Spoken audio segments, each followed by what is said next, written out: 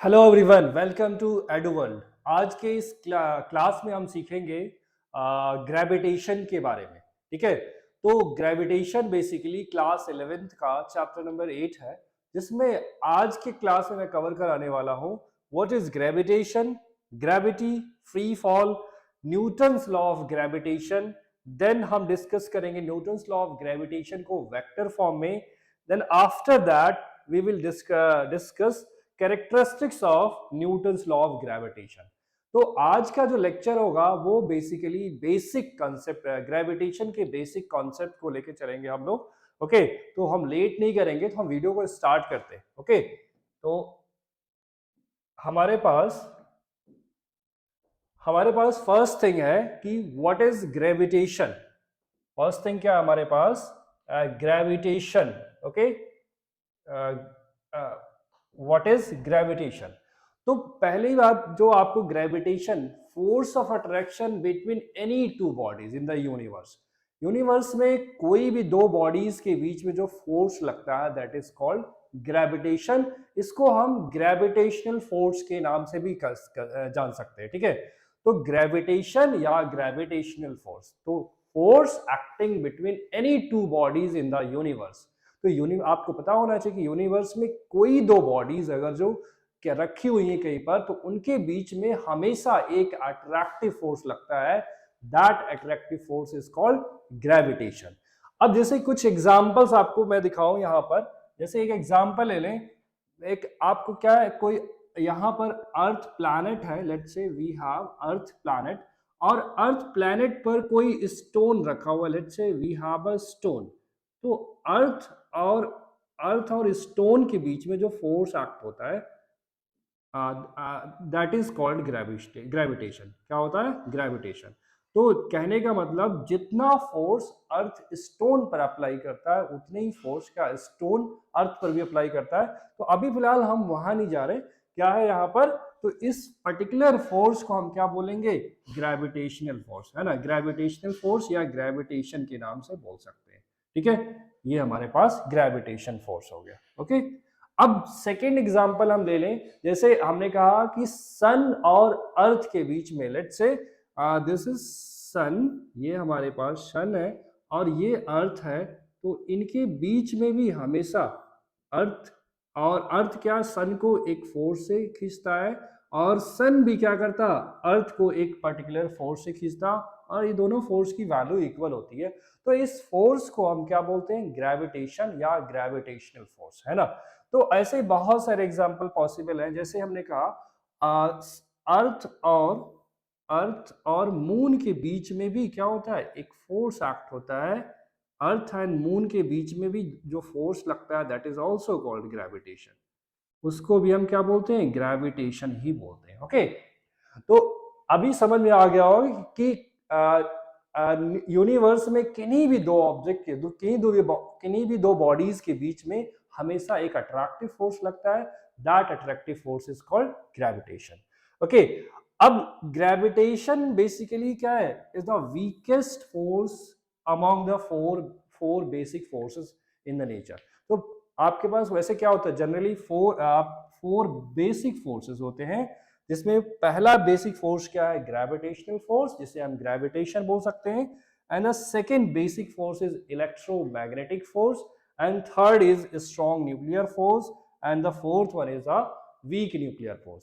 तो जो gravitational force होता है वो क्या होता है? सबसे वीक फोर्स होता है ना। वीकेस्ट, सबसे कम बल अप्लाई करता है, ग्रेविटेशन की वजह से बहुत कम फोर्स लगता है। ओके, तो इसीलिए इसे क्या बोला? Gravitation is the weakest of the four basic forces in the nature. Okay, अब जैसे हमारे पास क्या है, नेक्स्ट क्या है? ग्रेविटी। ग्रेविटी बेसिकली क्या होता है? ग्रेविटेशन का एक स्पेशल केस होता है। क्या होता है? ग्रेविटेशन का एक स्पेशल केस जो होता है उसे हम क्या बोलते हैं? ग्रेविटी। कहने का मतलब क्या है? जिस फोर्स से कोई प्लैनेट किसी ऑब्जेक्ट को अपनी तरफ अट्रैक्ट करता है that is called gravity. Okay, तो कहने का मतलब ग्रेविटेशनल फोर्स, ग्रेविटी का एक टाइप का ग्रेविटेशनल फोर्स है, बट डिफरेंस क्या है? अभी जो एक ऑब्जेक्ट क्या होगा, प्लैनेट होगा, कोई दूसरा ऑब्जेक्ट क्या होगा आपका, कोई भी ऑब्जेक्ट हो सकता है। तो प्लैनेट और किसी ऑब्जेक्ट के बीच में जो फोर्स लगता है दैट इज कॉल्ड ग्रेविटी। जैसे अर्थ के सरफेस पर अगर जो कोई स्टोन रखा है तो उसके बीच में जो अर्थ और स्टोन के बीच में जो फोर्स लगेगा दैट इज कॉल्ड ग्रेविटी, है ना। बट ऐसा नहीं कि उसको ग्रेविटेशनल फोर्स नहीं कह सकते हो, है ना। ग्रेविटेशनल फोर्स, ग्रेविटी को आप ग्रेविटेशनल फोर्स नहीं कहते, लेकिन सारे ग्रेविटेशनल फोर्स को आप ग्रेविटी नहीं बोल सकते। ओके, तो हमारे पास जैसे यहां पर देखो, यहां मैंने फिगर दिखा रखा आपको, यहां पर देखो अर्थ है ना, अर्थ है। तो यहां से हम पेन का कलर चेंज कर ले, है ना। तो ये हमारे पास क्या है, अर्थ सरफेस है, ये अर्थ दिख रहा, और ये आपको दिख रहा है क्या, सन, है ना। तो ये हमारे पास, तो अर्थ ये प्लैनेट है, तो प्लैनेट जिस भी फोर्स से किसी ऑब्जेक्ट को अट्रैक्ट करता है, प्लैनेट जिस भी फोर्स से किसी ऑब्जेक्ट को अपनी तरफ अट्रैक्ट करता है दैट इज कॉल्ड ग्रेविटी, है ना। तो ये हमारे पास देखो यहां पर भी क्या अर्थ है, ये हमारे पास अर्थ है ना, अर्थ। और दूसरा क्या हमारे पास यहाँ पर देखो मून है। तो मून और अर्थ के बीच में भी हमेशा एक अट्रैक्टिव फोर्स एक्ट होता है। इसको स्पेशलाइज करेंगे तो ये भी क्या हो जाएगा, एक ग्रेविटी फोर्स हम कह सकते हैं। ओके, नाउ नेक्स्ट थिंग जो हमारे पास आता है, फ्री फॉल। जब कोई ऑब्जेक्ट फ्रीली फॉल करता है, फ्रीली फॉल करने का मतलब क्या होगा कि जब कोई ऑब्जेक्ट केवल ग्रेविटी के अंडर फॉल करता है तो ऐसे ऑब्जेक्ट के मोशन को हम क्या बोलते हैं, फ्री फॉल मोशन, है ना। जैसे देखो लिखा, the motion of a body under the influence of gravity on alone. केवल ग्रेविटी के अंदर में कोई ऑब्जेक्ट अगर जो फॉल कर रहा है, मोशन कर रहा है, तो उसके मोशन को हम क्या बोलेंगे, फ्री फॉल, है ना। जैसे देखो यहाँ पर लिखा है, if we neglect the resistance और फ्रिक्शन। जैसे हमने कहा कि कोई ऑब्जेक्ट क्या अर्थ सरफेस की तरफ गिर रहा है ना, due to gravitational force, gravity force, है ना। तो क्या होगा, अगर जो यहाँ पर एयर रेजिस्टेंस हम नेग्लेक्ट कर दें तो इस मोशन को हम क्या बोल सकते हैं, फ्री फॉल बोल सकते हैं। वैसे जनरली जो हम प्रॉब्लम सॉल्व करते हैं तो उसमें क्या होता है, उस प्रॉब्लम से हम एयर रेजिस्टेंस को नेग्लेक्ट करके ही प्रॉब्लम सॉल्व करते हैं। इसका मतलब अगर जो कोई स्टोन हम अर्थ सरफेस पर गिरा रहे हैं किसी टावर से या किसी बिल्डिंग से, तो उसके मोशन को हम फ्री फॉल कंसीडर कर सकते हैं, है ना। समझ रहे हो मेरी बात। फ्री फॉल का मतलब ये होता है फॉलिंग अंडर ग्रेविटी ओनली। केवल ग्रेविटी के अंदर कोई ऑब्जेक्ट अगर फॉल कर रहा तो उसके मोशन को हम क्या बोलेंगे, फ्री फॉल बोलेंगे। ओके, ओके, अभी हम डिस्कस करेंगे Newton's universal law of gravitation के बारे में। तो न्यूटन्स ने क्या बताया कि जो है यूनिवर्स में किन्हीं भी दो ऑब्जेक्ट के बीच में हमेशा एक अट्रैक्टिव फोर्स एक्ट होता है ना।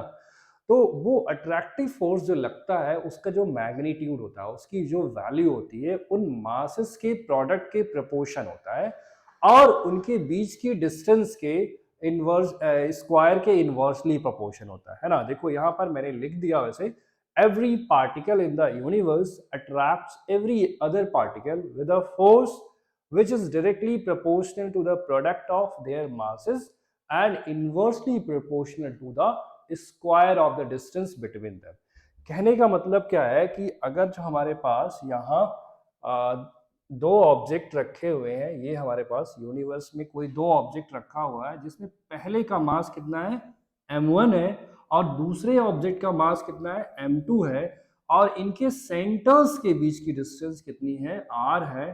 तो इनके बीच हमेशा एक अट्रैक्टिव फोर्स वर्क करता है जो क्या होता है, जिसका मैग्नीट्यूड, जिसकी जो वैल्यू होती है इन मासेस के प्रोडक्ट के प्रोपोर्शन होता है। क्या होता है, इन मासेस के प्रोडक्ट के प्रोपोर्शन होता है, और इनके बीच की डिस्टेंस के स्क्वायर के इनवर्सली प्रोपोर्शन होता है। कुछ ऐसा आपको देखना, ये हमारे पास कह सकते हो, ये हमारा दो इक्वेशन बना। इन दोनों इक्वेशन को अगर जो कंबाइंड फॉर्म में लिखें, कंबाइंड फॉर्म में लिखने से क्या मिलेगा आपको, देखो gm1 m2 upon R square, ठीक है।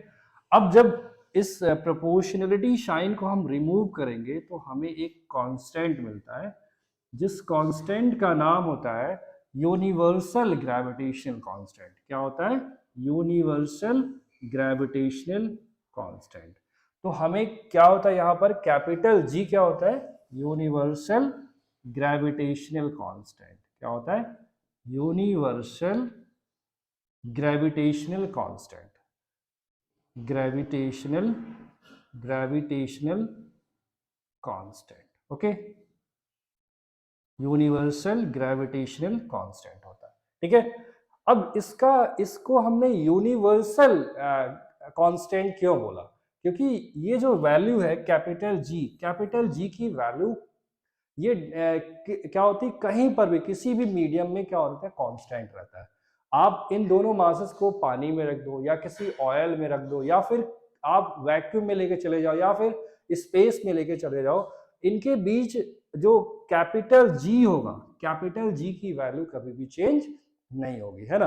कैपिटल जी की वैल्यू हमेशा कांस्टेंट रहती है, that's why it is named as universal gravitational constant. ठीक है, तो यहां पर हमें जो फॉर्मूला निकल के आया F equal to G m1 m2 upon R square. अगर जो हम यहां देखें फोर्स ऑन वन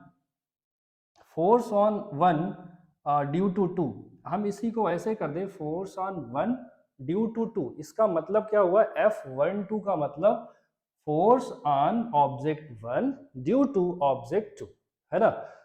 ये क्या हो जाएगा, अब इसको हम नाम दे दें तो ये क्या हो जाएगा, force on two due to one, force on object two due to object one. ये क्या होता है, इसको आप ऐसे लिख सकते हो, इन दोनों की जो वैल्यू होती है आप कह सकते हो F12 both are equal in magnitude but opposite in direction. ये दोनों क्या होते हैं, मैग्नीट्यूड में इक्वल होते हैं। क्या होते हैं, मैग्नीट्यूड में इक्वल होते हैं, और बट डायरेक्शन क्या होता है, ऑपोजिट होता है। तो आप ऐसे भी लिख सकते हो, है ना। कभी कभी आपको पूछा जाता है force exerted by object one on the object two, है ना। वन ऑब्जेक्ट ने दूसरे पर कितना फोर्स लगाया, दूसरे ने पहले पर कितना फोर्स लगाया, वो आपको कंफ्यूज करने के लिए पूछा जाता है। लेकिन ये वैल्यू क्या है, हमेशा सेम आएगी, है ना, बट डायरेक्शन क्या आएगा, अलग आएगा, है ना। इस पर जो डायरेक्शन कहाँ दिखा रहा, इस पर अगर जो देखा जाए तो ये आपके पास ईस्ट डायरेक्शन में है, F21 का डायरेक्शन कहाँ पर है, वेस्ट डायरेक्शन में है। ठीक है, तो अब हमें आगे बढ़ना चाहिए। ओके, जैसे अभी क्या है कि अब यूनिट्स अगर जो निकालनी हो, जी की, कैपिटल जी की यूनिट निकालनी हो तो कैसे निकालेंगे। तो अभी हमने पढ़ा कि since F equal to G m1 m2 upon R square, जहां से आप कह सकते हो कैपिटल जी क्या हो जाएगा, F R square upon m1 m2। Okay, ये हमारे पास कैपिटल जी की वैल्यू आ गई। ओके, तो अगर जो हमें डायमेंशन यूनिट लिखना है, यूनिट ऑफ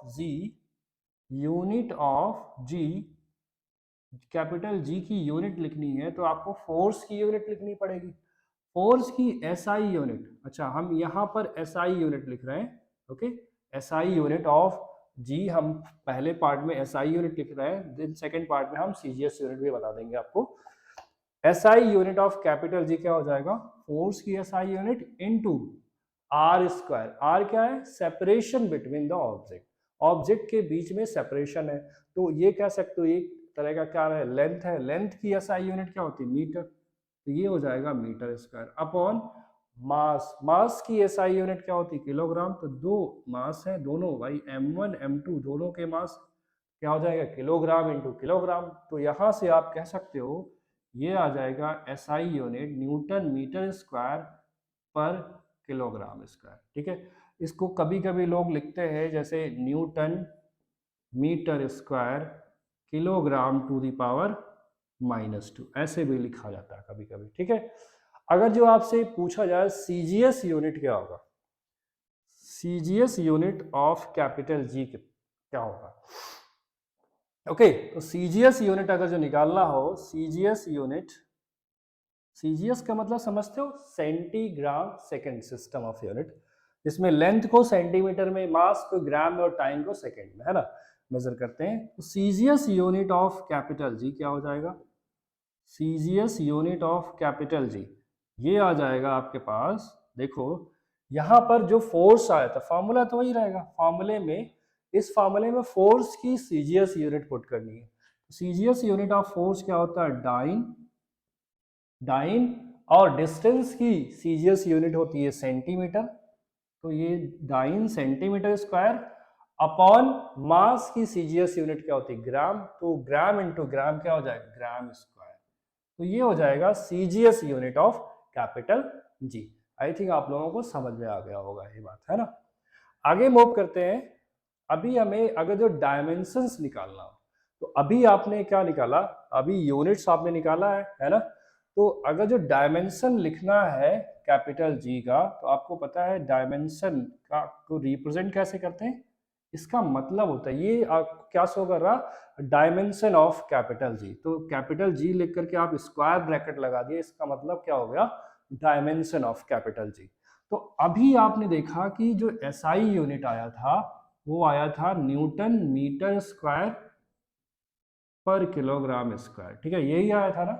तो न्यूटन किस क्वांटिटी की एसआई यूनिट है, फोर्स की, और फोर्स का डायमेंशनल फार्मूला आपको आपको याद होना चाहिए, है ना। नहीं याद है तो फोर्स क्या होता है, एम इंटू ए होता है, तो उसके अकॉर्डिंग आपको याद होना चाहिए। तो यहाँ पर फोर्स का डायमेंशन फार्मूला लिखो, क्या हो जाएगा, M L T to the power -2, ये हो गया फोर्स का dimension formula, into metre square. Metre किस किस क्वांटिटी की एसआई यूनिट है, तो लेंथ की एसआई यूनिट, और लेंथ का डायमेंशनल फार्मूला क्या होता है, एल होता है, लेकिन स्क्वायर है तो एल स्क्वायर हो जाएगा यहाँ पर।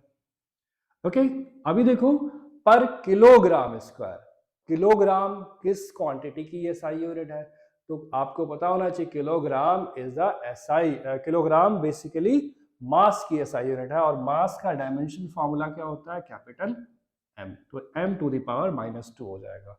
तो यहाँ डायमेंशनल फार्मूला निकालने कैसे निकल जाएगा, m to the power -1 l cube t to the power -2, ये हमारे पास क्या आ गया, dimensional formula of capital G. अब आप चाहो तो फार्मूले की हेल्प से भी डायमेंशनल फार्मूला निकाल सकते हो, वैसे ये चैप्टर 1 में हम आपको काफी डिटेल में बताएंगे, है ना। आप चाहो तो वैसे फार्मूले की हेल्प से भी निकाल सकते हो, जो अभी आपने पढ़ा कैपिटल जी क्या था, F R square upon m1 m2, F का dimensional formula into R square का डायमेंशनल फार्मूला अपॉन मास का डायमेंशन फार्मूला इंटू मास का डायमेंशन फार्मूला, है ना। तो दोनों तरीके हैं, तो आप यहां से करो। अगर देखो दो तरीके, एक तो आपको किसी भी क्वांटिटी का जो डायमेंशनल फार्मूला लिखना है तो उसकी या तो यूनिट पता हो या तो उसका फार्मूला पता हो। अगर जो यूनिट पता है तब भी आप निकाल सकते हो, और फार्मूला पता है तब भी आप उसका डायमेंशनल फार्मूला फाइंड आउट कर सकते हो। ओके, अब आता है कि जो कैपिटल जी होता है, अगर जो वो एवरीवेयर कांस्टेंट रहता है तो उस कांस्टेंट की वैल्यू कितनी होती है ना। तो इस कांस्टेंट की जो वैल्यू होती है, कैपिटल जी की जो वैल्यू होती है वो कितनी होती है, 6.67 into 10 to the power -11 newton metre square पर kilogram square, newton metre square upon पर किलोग्राम स्क्वायर। तो this is the value of universal gravitational constant. Universal gravitational constant की वैल्यू कितनी होती है, 6.67 into 10 to the power -11 newton metre square पर kilogram. Okay, ये हमारे पास इसकी जो है वैल्यू हो गई एसआई सिस्टम में। ओके, आगे मूव करते हैं हम। आगे क्या है हमारे पास, आगे क्या है, कह रहे हैं कि अब हम कुछ प्रॉब्लम्स करेंगे इस पर बेस्ड, अभी तक जो हमने पढ़ा उस पर बेस्ड हम कुछ प्रॉब्लम्स कंप्लीट करेंगे। देखो यहाँ पर कह रहे हैं कि calculate the force of attraction between two balls each of mass 1 kilogram. दो बॉल्स रखे हैं, दोनों के मास कितना है, 1 किलोग्राम है, दोनों के मास कितने हैं, 1 किलोग्राम है। तो इनके बीच लगने वाले फोर्स की वैल्यू बतानी है, क्या बतानी है, इनके when their centres are 10 centimetre apart, इनके सेंटर्स के बीच की डिस्टेंस कितनी है, 10 सेंटीमीटर, मींस आर की वैल्यू कितनी है, 10 सेंटीमीटर। यहाँ पर आप कह सकते हो मास m1 और m2 दोनों कितने हैं, 1 किलोग्राम है। कितना है, 1 किलोग्राम है। और इनके बीच की डिस्टेंस कितनी है, 10 सेंटीमीटर। कितनी है, 10 सेंटीमीटर। तो बताना है कि इनके बीच में फोर्स कितना एक्ट हो रहा है। तो ये फोर्स की वैल्यू कितना हो जाएगा, आपको यूनिवर्सल लॉ ऑफ ग्रेविटेशन से पता कर सकते हो आप।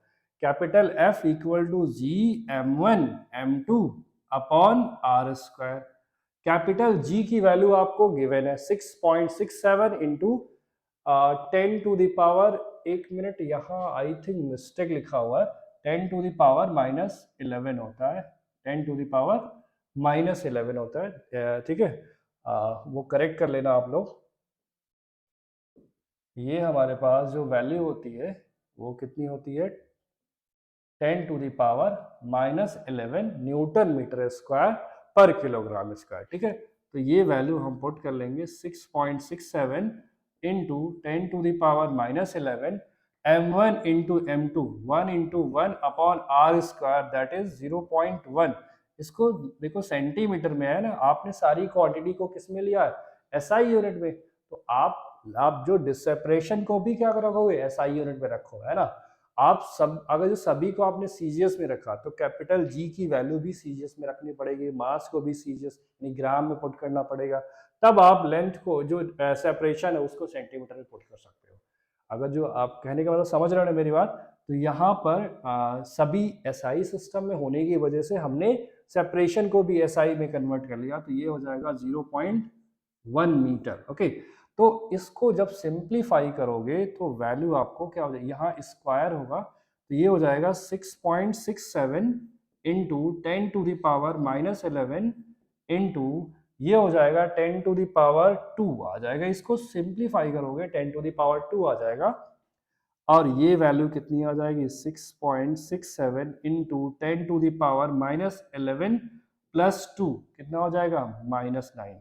तो ये आ जाएगा इतना न्यूटन का force, which is very small force. देखो आपको है ना 1 किलोग्राम के दो मास अगर जो हो तो उनके बीच में फोर्स लगता है बहुत कम वैल्यू है। देखो 10 टू द पावर -9 है ना, 0.000 करके आप सोचो कितने हो जाएंगे, है ना। तो बहुत स्मॉल फोर्स होता है ग्रेविटेशनल फोर्स। अब नेक्स्ट क्वेश्चन कह रहे हैं कि अब mass capital M is broken into two parts of masses m1 and m2। एक बड़ा सा मास था, उसको क्या किया, दो छोटे छोटे मासेस में ब्रेक कर लिया। एक का मास m1, दूसरे का मास क्या हो गया, कह रहे हैं कि m2 है। Related so that force of gravitational attraction between the two parts is maximum। तो अभी ये क्या था, कैपिटल M था, है ना। इसका मतलब अगर जो एक m1 है तो कहने का मतलब m1 प्लस m2 की जो वैल्यू होगी वो कितनी होगी, कैपिटल M, क्योंकि इसी से ब्रेक करके ये दोनों बन रहे हैं, है ना। तो m2 की वैल्यू m1 के टर्म में हम निकाल लेते, कितना हो जाएगा, क्योंकि अभी इसकी जरूरत पड़ेगी, आपको भी समझ में आ जाएगा क्यों, है ना। तो ये हो जाएगा m2 की value capital M minus m1 के इक्वल हो जाएगा। ओके, अब कह रहे हैं कि इनके बीच फोर्स कितना लगेगा। हम फोर्स कैलकुलेट कर लेते हैं। फोर्स कितना हो जाएगा, G m1 m2 कितना है, capital M minus m1 upon, हम m2 के टर्म से नहीं, हम देखो हम क्या कर रहे हैं, एक वेरिएबल, अभी क्या हमारे पास वेरिएबल m1 के टर्म से हम लिखना चाह रहे हैं। अब क्या है, इनके बीच की सेपरेशन नहीं गिवन थी, तो हम ले लेते हैं इनके बीच की सेपरेशन को r ले लेते हैं, ठीक है ना। Let the separation between these two masses be small r। अब ये हो गया, तो कह रहे कि इनके बीच में जो ग्रेविटेशनल अट्रैक्शन लग रहा वो मैक्सिमम है।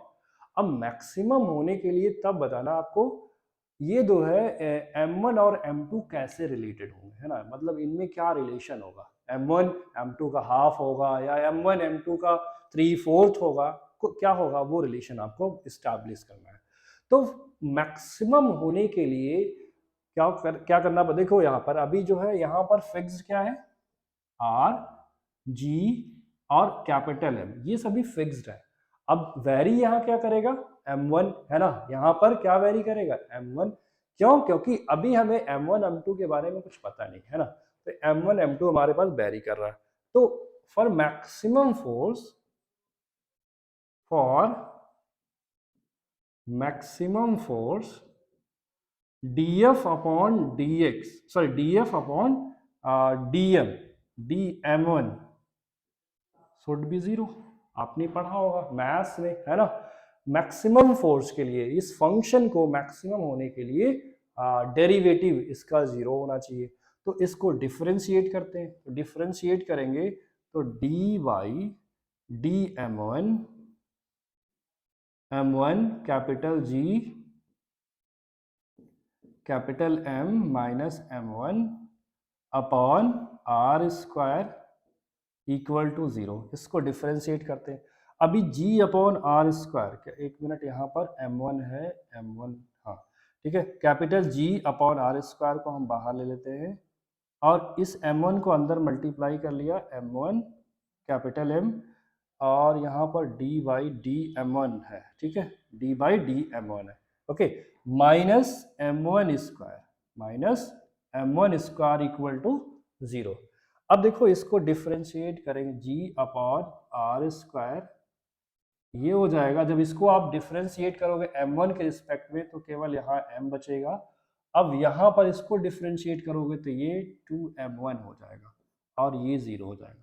तब इसको सिंप्लीफाई करोगे आप तो ये वाला टर्म तो डिवाइड में चला जाएगा, तो यहाँ से कैपिटल M माइनस 2m1 क्या आ जाएगा, 0 आ जाएगा, जहाँ से m1 की वैल्यू क्या हो जाएगी, m upon 2, capital M upon 2 के इक्वल आ जाएगा, ठीक है। m1 m अपॉन 2 के इक्वल आ गया, क्या आ गया, m1 m अपॉन 2 के इक्वल आ गया। तो अभी जो m2 की वैल्यू कितनी हो जाएगी, यहाँ पर m2 की वैल्यू हो जाएगी m minus capital M minus m1, और m1 क्या है, कैपिटल M अपॉन 2, तो यहाँ से क्या मिल जाएगा, कैपिटल M अपॉन 2 मिल जाएगा, क्या मिला, कैपिटल M अपॉन 2। तो आप यहां से कह सकते हो therefore m1 is equal to m2, m1 और m2 क्या होगा, बराबर होगा, है ना। तो यही रिलेशन है जो कि हमें इस्टेब्लिश करना था कि इन मासेस में क्या रिलेशन होगा। तो मासेस क्या होंगे, दोनों इक्वल होंगे, तभी क्या होगा, इनके बीच में जो ग्रेविटेशनल अट्रैक्शन है वो मैक्सिमम होगा। Understand, okay. अगले प्रॉब्लम पर हम आते हैं। नेक्स्ट प्रॉब्लम हमारे पास कह रहे हैं कि what happens to the gravitational force between two objects if the mass of one object is double. कह रहे एक ऑब्जेक्ट का मास डबल कर दिया तो उनके बीच में जो ग्रेविटेशनल फोर्स लग रहा है उस पर क्या इफेक्ट पड़ेगा, ओके। तो फर्स्ट देखो अभी क्या है कि अगर जो हमारे पास लेट्स से टू ऑब्जेक्ट है, एक यहाँ पर एक यहाँ पर है, एक का मास m1 है और दूसरे का मास m2 है, और इनके बीच की सेपरेशन लेट्स से r है, सेपरेशन r है, तो इनके बीच में फोर्स जो लगेगा, फोर्स की जो वैल्यू आएगी, फोर्स की जो वैल्यू आएगी वो कितना होगा, g m1 m2 upon R square, okay. अब फर्स्ट पार्ट में बोला जा रहा है कि फर्स्ट पार्ट में ये बताइए, फर्स्ट पार्ट में ये बताइए कि the mass of one object is doubled. अगर जो एक ऑब्जेक्ट का मास डबल कर दिया, एक ऑब्जेक्ट का मास क्या कर दिया, डबल कर दिया, तो फोर्स कितना हो जाए, let let the force become F dash, force कितना हो गया, एफ डैश हो गया। अभी जो मास को क्या कर रहे हैं, डबल कर रहे हैं, है ना। तो जो m1 था या m2 था उसको डबल कर लिया, किसी एक ही को कर रहे हैं, है ना। तो यहाँ आर स्क्वायर हो गया, तो यहाँ से आप 2 कॉमन ले लो, तो यहाँ g m1 m2 upon R square. तो यहाँ से मिला क्या, आपको दिख रहा है, आपको ये किसके इक्वल है, जो आपने इनिशियली जो फोर्स लग रहा था उसके, यहाँ पर आप क्या पुट कर सकते हो, F पुट कर सकते हो।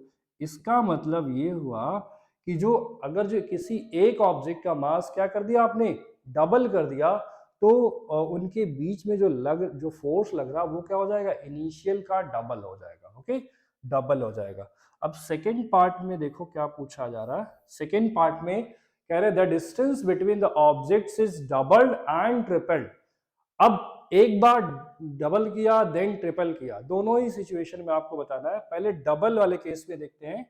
लेट ये जो फोर्स हो गया एफ डैश हो गया, एफ डैश अब क्या कर रहे हैं कि डिस्टेंस को चेंज कर रहे हैं, डिस्टेंस को क्या कर रहे हैं, डबल कर रहे हैं। जो पहले आर था अब क्या कर रहे हैं, 2r कर दिया इन्होंने। तो आप ये कह सकते हो कि यहाँ हो जाएगा 1/4, 4r² होगा तो 1/4 को हमने बाहर कर लिया, ये आ जाएगा Gm1m2/r²। तो ये आ जाएगा, जो इनिशियल फोर्स था उसका 1/4 हो जाएगा, है ना। फोर्स की वैल्यू क्या हो गई, रिड्यूस हो गई। अभी इसी पर्टिकुलर केस में कह रहे हैं कि अगर जो डिस्टेंस को ट्रिपल कर दिया, इसी केस में कह रहे हैं कि अगर जो डिस्टेंस को ट्रिपल कर दिया तो क्या हो जाएगा फोर्स, लेट फोर्स क्या हो जाएगा, एफ डबल डैश हो जाएगा Gm1m2/r²। अब ट्रिपल करा है इन्होंने तो ये हो जाएगा 3r का होल स्क्वायर, है ना। तो ये आप कह सकते हो वैसे ही, ये आप 1/9 हो जाएगा m1m2/r², और ये वैल्यू क्या है, f के इक्वल है, तो ये हो जाएगा f/9 हो जाएगा। क्या हो जाएगा, f/9। तो अभी जो फोर्स ट्रिपल, उनके बीच की डिस्टेंस को ट्रिपल करने पर फोर्स की वैल्यू 1/9 हो जाएगा। मतलब इनिशियल जो था, मान लो इनिशियली 90 न्यूटन था, तो अब कितना हो जाएगा, 90/9 दैट इज 10 न्यूटन हो जाएगा, बहुत ज्यादा रिड्यूस हो जाएगा। ओके, अब थर्ड पार्ट देखो, थर्ड पार्ट में क्या बोला जा रहा है। थर्ड पार्ट में कह रहे हैं कि the masses of both objects are double. अब दोनों मासेस को डबल कर दिया गया, ठीक है। अब मान लो कि फोर्स क्या हो गया, लेट्स से फोर्स हो गया एफ ट्रिपल डैश, और ये कह रहे हैं कि दोनों मास को डबल कर लिया, ये कर दिया डबल, इसको भी डबल कर लिया अपॉन r², ये हो जाएगा G(4m1m2)/r²। तो ये 4 को आप बाहर करोगे तो ये हो जाएगा Gm1m2/r²। तो यहाँ से क्या मिल गया, 4f के इक्वल आ गया। तो अब क्या होगा, फोर्स जो है उनके बीच में, जो ऑब्जेक्ट्स थे उनके बीच में फोर्स की वैल्यू क्या हो जाएगी, 4 टाइम्स, यानी 4 गुना हो गया, है ना। ओके, तो आई थिंक ये क्वेश्चन कंप्लीट हो गया। अब हमें आगे बढ़ना चाहिए। अगला क्वेश्चन है, correct, 2 particles of equal mass m go around a circle of radius capital R।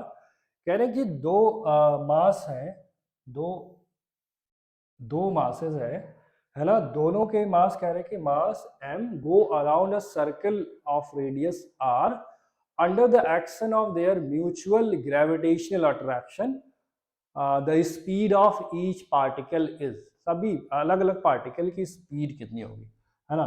तो अभी क्या है, दो मास हैं, कुछ ऐसे हैं, एक मास ऐसे है यहाँ पर, है ना। इनके बीच कह रहे हैं कि ये जो है क्या कर रहे हैं, ये ऐसे क्या कर रहे हैं,